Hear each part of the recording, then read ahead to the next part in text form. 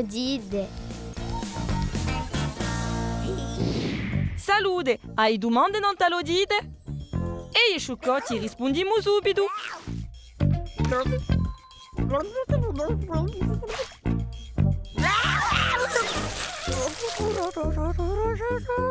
Come ci va a vedere sciuccò? Un'odide e una bella tremenda d'arecchia data dai microbi.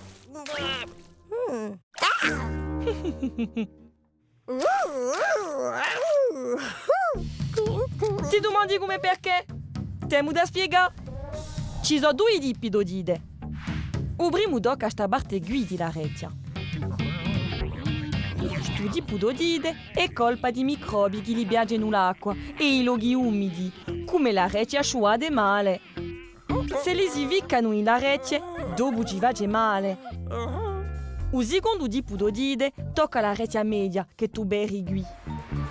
E lì ha due un naso e a gola con un cannello, a tromba de stache.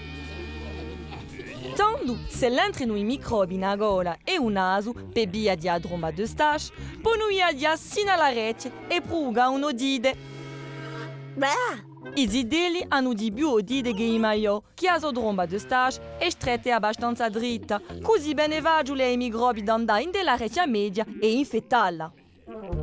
Quando ingrandiamo, la tromba de stache diventa meno dritta e si allarga. I microbi straziano a cullacci e il rischio d'odide è minimo.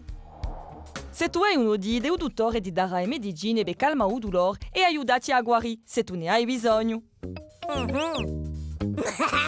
Per non avere un'odide dopo un bagno, sgotta vedo a recce.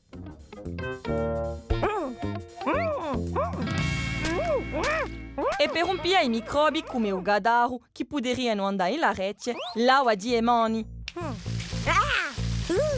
Ecco, ora capisci meglio che è un'odide.